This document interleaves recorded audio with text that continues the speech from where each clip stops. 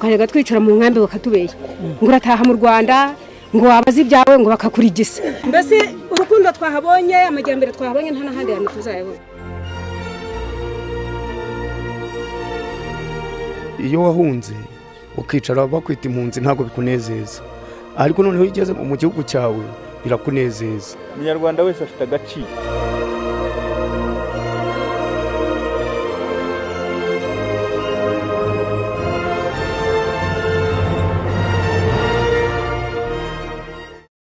Tubaye ikaze mu kiganiro cya Minisiteri y'Imicungire y'Ibiza n'Impunzi.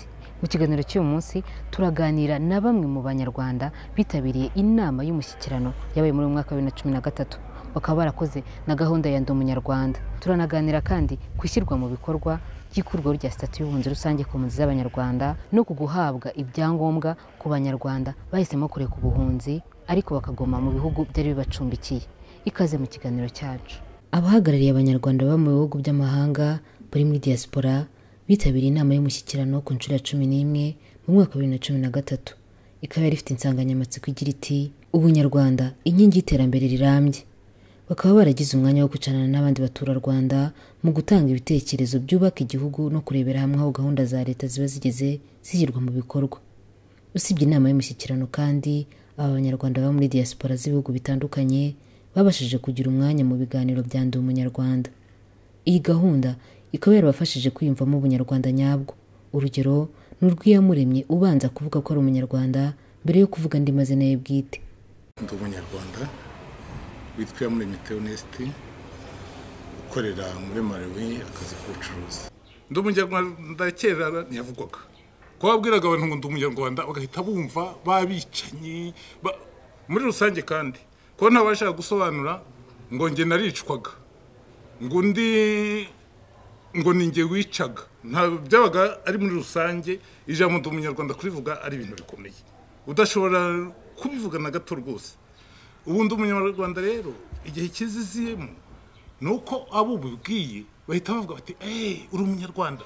Ba bantu bagize akaga kameze kuriya, bagize ibyago bimeze kuriya, habaye ubwicanyi bumeze kuriya, ariko kuri ubu bakaba bamaze kwiyunga, bamaze gusabana.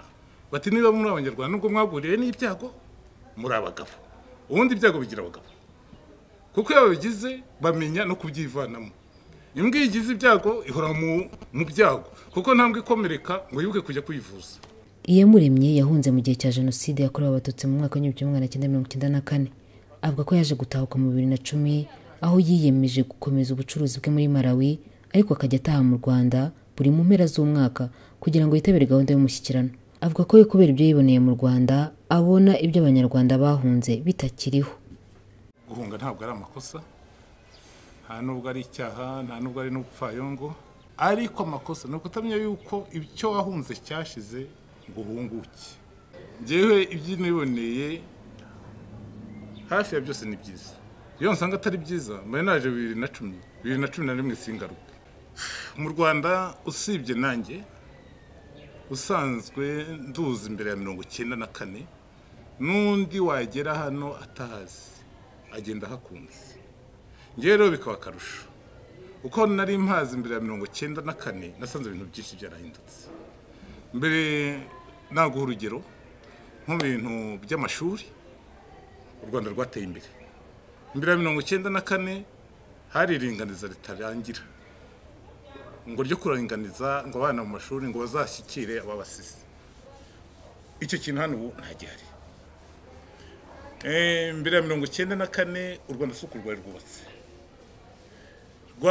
Nabwo rwari rwubatse, ariko ntirwari rwubatse gutya ku buryo abaturage bose bava muri nyakatsi. Ubu nta muturage n'umwe wabona uri muri nyakatsi mu Rwanda. Imihanda yari ihari, ariko imihanda yari ihari ntimeze nk'ihari. Ubushobozi bw'ingufu ni ukuvuga amashanyarazi, amazi. Nagiye iwacu mu giturage ku ivuko ryanjye ni mu Rutobwe, mpageze umwana asanze muri butike ati nkwakira, ati ndakumenye nkwakire, ntinyakira. Urashaka mitsingi ishyushye cyangwa ikonje? Niye ikonje se wayikonjeje niki? Ati yakije amatara, mbona amatara numva ibintu n'ibinamajyambere. Agiye koza ikirahure afungura rubina aho hantu ntamaze hagiraga. aya ni amajyambere. Mu Rwanda hari byinshi byiza, hari by'ubwifatanye mu kwivuza aribyo bita mituweli de sante. Aho ngaho ni ikintu cyiza cyane, umuturage utarwaye avuza urwaye, wa wundi wavuje urwaye nawe yazarwara umuzima akamuvuza.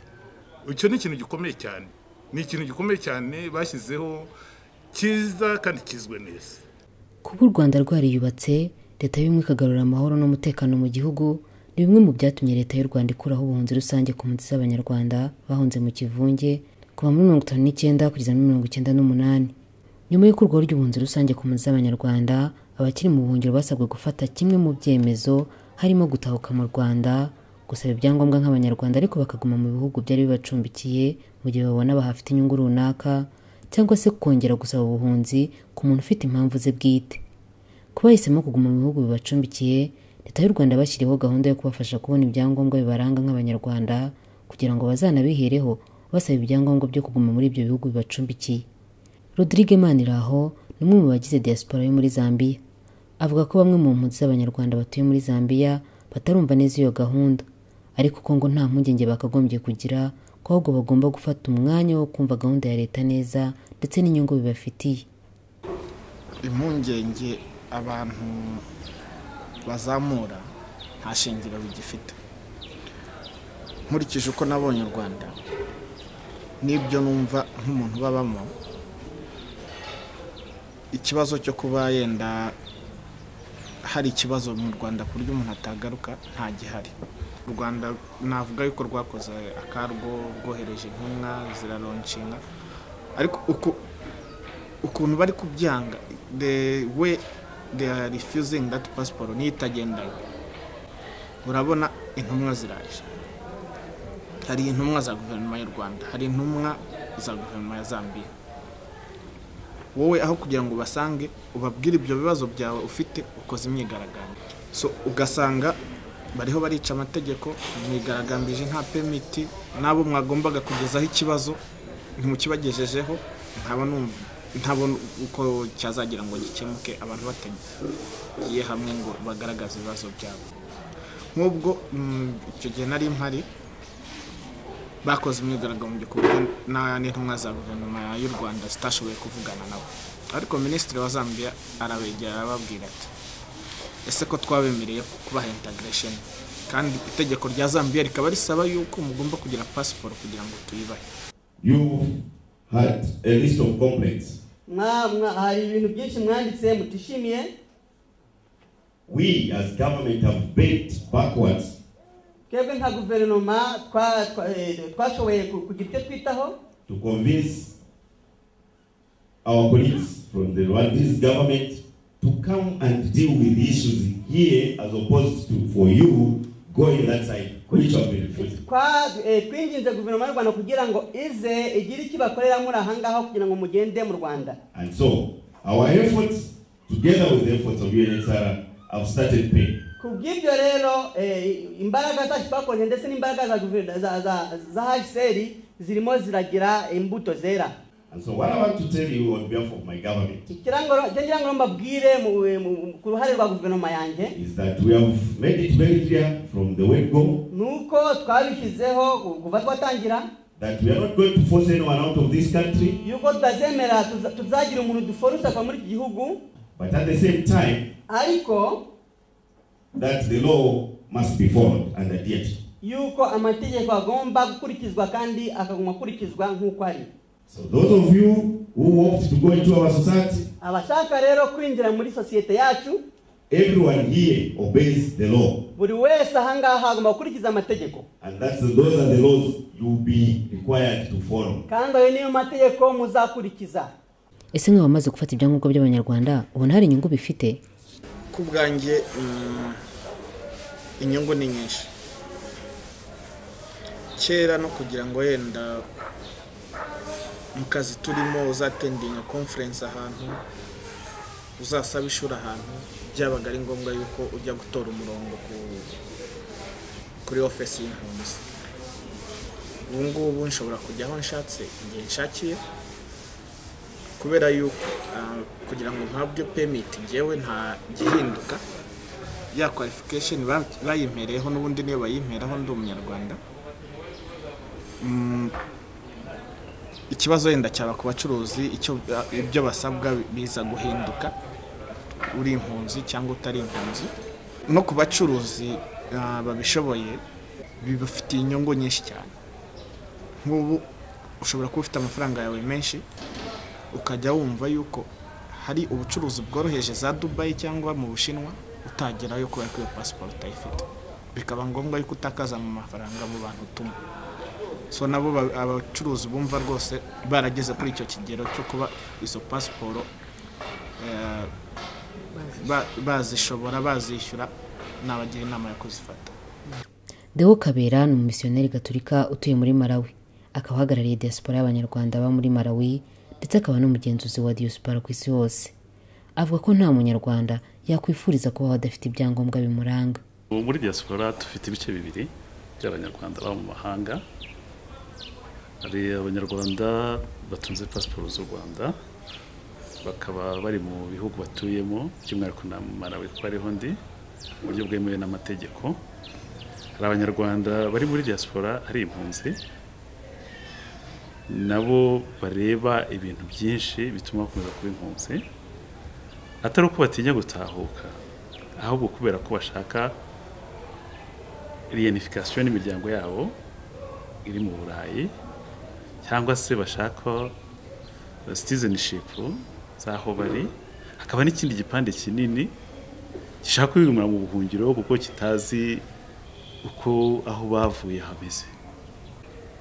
Iyo uri umusampa papier ibivunana bari byinshi cyane, kandi ubwo cessation clause yajemo abasampa papier bazaba benshi na za condition izaba nyinshi.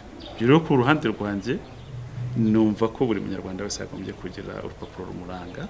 Noneho natwe muri diaspora imbaraga zacu buri gihe zibora zihari kugira ngo dufashe leta, zirahari kugira ngo dufashe leta. Ikiba gisigaye ni za coordination gusa zuko izo resources zaba canode buri wese ukeneye gufashwa agafashwa mu buryo uko.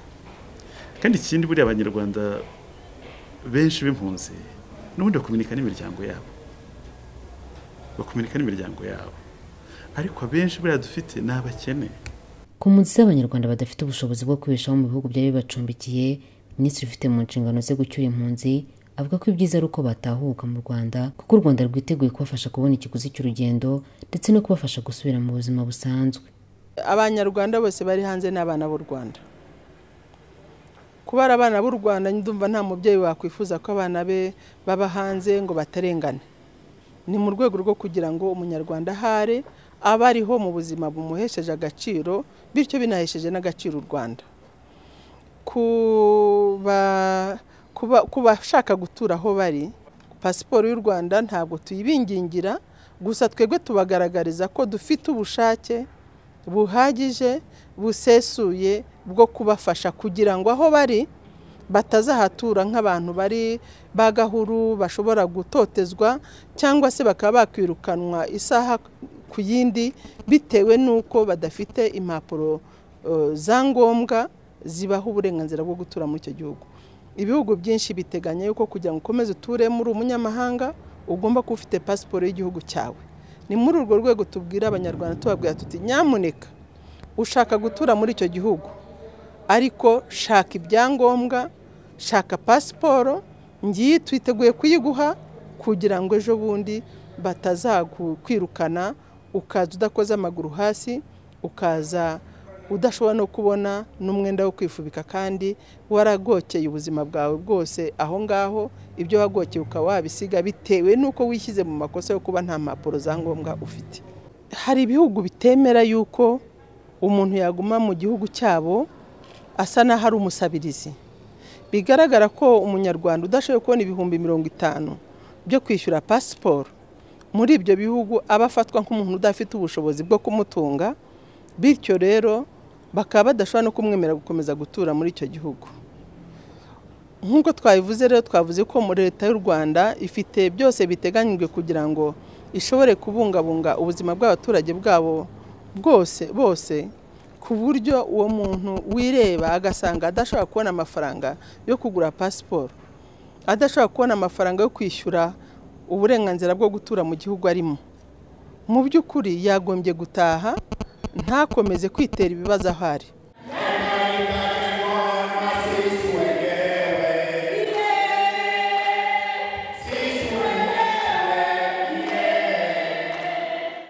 mwiyumviye ko abanyarwanda bo mu mahanga batagera mu Rwanda babeshywa byinshi, akenshi bakababwira amabwire asebya u Rwanda bavuga ko u Rwanda nta mutekano urimo cyangwa se nta n'iterambere ririmo kugira ngo badatahuka cyangwa se bareke sitati y'ubuhunzi maze bitwa abanyarwanda mu bihugu barimo.